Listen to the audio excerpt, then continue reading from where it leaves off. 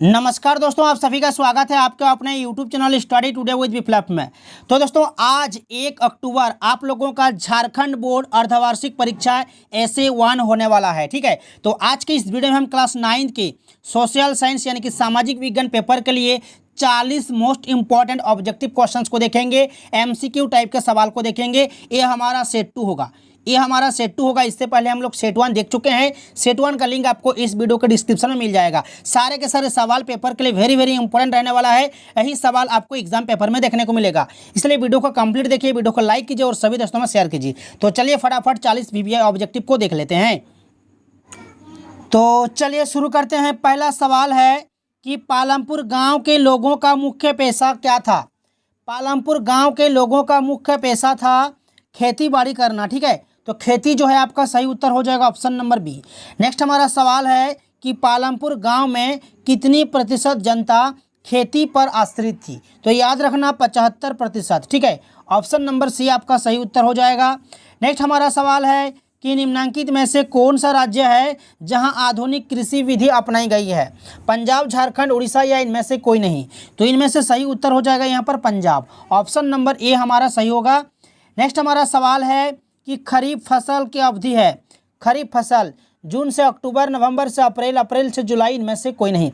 याद रखना खरीफ फसल जो कि बरसात के मौसम में बोया जाता है जून से अक्टूबर के बीच में। ठीक है, तो ऑप्शन नंबर ए आपका सही उत्तर हो जाएगा। याद रखना ये बरसात के मौसम में मानसून जैसे ही आता है ये ऋतु जो है प्रारंभ हो जाती है। ठीक है, खरीफ ऋतु जून से अक्टूबर में बोया जाता है, जैसे कि ज्वार, बाजरा, कपास, चावल, ये सब। ठीक है, नेक्स्ट हमारा सवाल है रबी फसल। रबी ऋतु की अवधि नवंबर से अप्रैल। ठीक है, सर्दी के मौसम में रबी फसल बोया जाता है नवंबर से अप्रैल में। ठीक है, और जैसे कि गेहूं हो गया आपका, आलू हो गया, चना हो गया, ये सब। ठीक है, याद रखना एग्जाम में पूछा जाएगा। नेक्स्ट हमारा सवाल है कि पालमपुर गांव में कितने परिवार भूमिहीन है।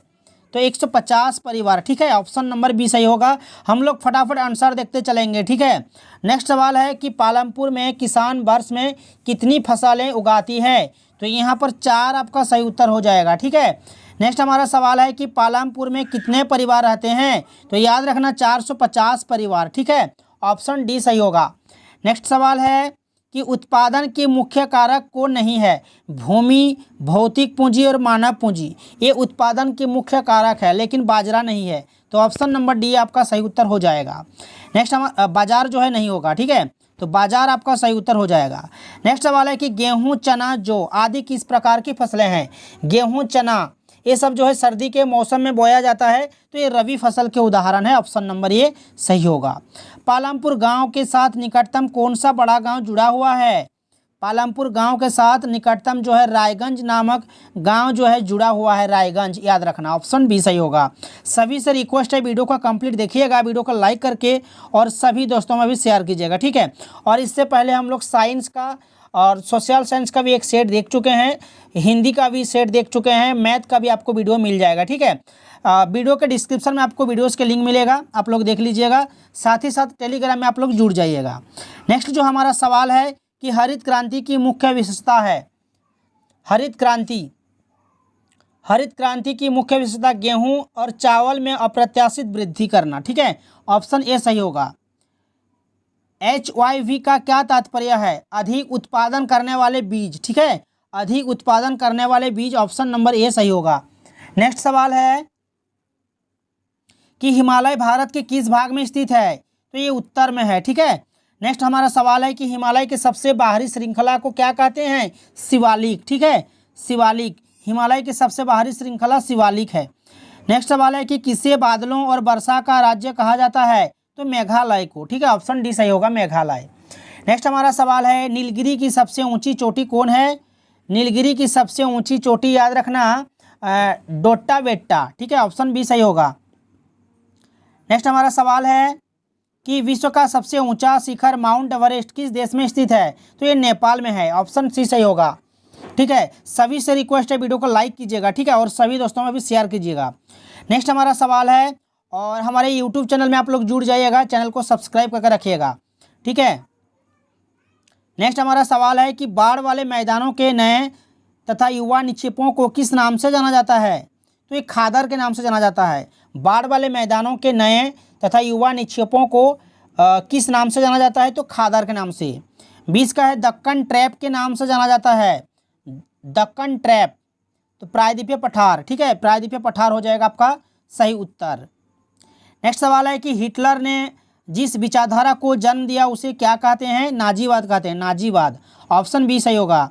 हिटलर ने किस समुदाय पर अमानवीय अत्याचार किया? तो यहूदी आपका सही उत्तर हो जाएगा। 23 का देखिए, विश्व का सबसे बड़ा शेयर बाजार जो है वॉल स्ट्रीट है, ठीक है, याद रखना, विश्व का सबसे बड़ा शेयर बाजार वॉल स्ट्रीट। हिटलर की सेनाओं ने पोलैंड पर कब आक्रमण किया था? याद रखना, सितंबर 1939 को। ऑप्शन सी सही होगा। नेक्स्ट हमारा सवाल है कि जर्मन संसद को क्या कहा जाता है? राइक्सटाग। जर्मन संसद को क्या कहा जाता है? राइक्सटाग। ऑप्शन बी सही होगा। नेक्स्ट हमारा सवाल है कि एडल्फ हिटलर का जन्म कहाँ हुआ था? तो ये ऑस्ट्रिया में हुआ था। कहाँ हुआ था? ऑस्ट्रिया में। नाजी पार्टी की स्थापना कब हुई थी? नाजी पार्टी 1920 ईस्वी में। नाजी पार्टी की स्थापना 1920 ईस्वी में हुई थी, याद रखना। नेक्स्ट हमारा सवाल, हिटलर अपने राज्य के नागरिकों में से किसे सबसे महत्वपूर्ण नागरिक मानता था? तो अपने माँ को मानता था, ठीक है, माँ। ऑप्शन बी सही होगा। वाइमर गणराज्य की स्थापना कब हुई थी? 9 नवंबर 1918 को, याद रखना, 9 नवंबर 1918 आपका सही उत्तर हो जाएगा। नेक्स्ट सवाल है कि इनमें से भारतीय संविधान का बुनियादी मूल्य कौन नहीं है? समानता, स्वतंत्रता, असहिष्णुता या पंथ निरपेक्ष? ऑप्शन सी सही होगा, असहिष्णुता। मोतीलाल नेहरू और कांग्रेस के अन्य 8 नेताओं ने भारत का एक संविधान किस सन में लिखा था? मोतीलाल नेहरू और कांग्रेस के अन्य 8 नेताओं ने भारत का एक संविधान किस सन में लिखा? तो ये 1928 में, ठीक है, ऑप्शन सी सही होगा। संविधान की आत्मा किसे कहते हैं? 32 का, संविधान की आत्मा प्रस्तावना को कहते हैं। ऑप्शन ए सही होगा। नेल्सन मंडेला को दक्षिण अफ्रीका के सबसे भयावह जेल में 28 वर्षों तक रहना पड़ा। वह जेल किस द्वीप में स्थित था? तो ये रोबेन द्वीप में। कहाँ? रोबेन द्वीप, याद रखना, रोबेन। दक्षिण अफ्रीका में रंगभेद के खिलाफ जब जनता के संघर्ष और विरोध बढ़ने लगा तो वहाँ की सरकार ने अपनी नीतियों में क्या बदलाव शुरू किया? भेदभाव वाले कानूनों को वापस ले लिया गया, राजनीतिक दलों पर लगा प्रतिबंध उठा लिया गया, नेल्सन मंडेला को आज़ाद कर दिया गया। तो ये सभी सही है, ठीक है, ऑप्शन डी सही होगा। 35 का देखिए, लोकतांत्रिक शासन वाले देशों में किसका होना जरूरी माना जाता है? राजा, संविधान, युद्ध या अकाल? तो ये संविधान का, ठीक है, संविधान का होना जरूरी माना जाता है। ऑप्शन नंबर बी सही होगा। 36 का देखिए, मार्क्स के विचारों को मानने वाले समाजवादियों ने 1898 में किस पार्टी का गठन किया था? तो ये Russian social democratic workers party. Option B सही होगा, Russian social democratic workers party. 1914 में 2 यूरोपीय गठबंधनों के बीच युद्ध छिड़ा गया। एक खेमे में जर्मनी, ऑस्ट्रिया और तुर्की थे और दूसरे खेमे में कौन कौन देश थे? तो दूसरे में थे फ्रांस, ब्रिटेन और रूस। ऑप्शन ए सही होगा, फ्रांस, ब्रिटेन और रूस। रूसी की क्रांति कब हुई थी? रूस की क्रांति हुई थी 1917 ईस्वी में, ठीक है, ऑप्शन ए सही होगा। रूस में निम्न में से किस प्रकार की मांग को लेनिन की अप्रैल थीसिस के नाम से जाना जाता है? April thesis. युद्ध को समाप्त किया जाए, सारी जमीन किसानों के हवाले की जाए, बैंकों का राष्ट्रीयकरण किया जाए, इनमें सभी। तो इस क्वेश्चन का सही उत्तर ऑप्शन डी हो जाएगा, इनमें सभी। नेक्स्ट सवाल है, यूरोप में निम्न में से किसका विश्वास था कि पूंजीपतियों के साथ होने वाले संघर्ष में जीत अत्यंत मजदूरों की ही होगी? तो इसका जो सही उत्तर हो जाएगा कार्ल मार्क्स हो जाएगा, Karl Marx. Option number D सही होगा, ठीक है। तो ये था क्लास 9 के सोशल साइंस पेपर के लिए कुछ वीवीआई ऑब्जेक्टिव का सॉल्यूशन।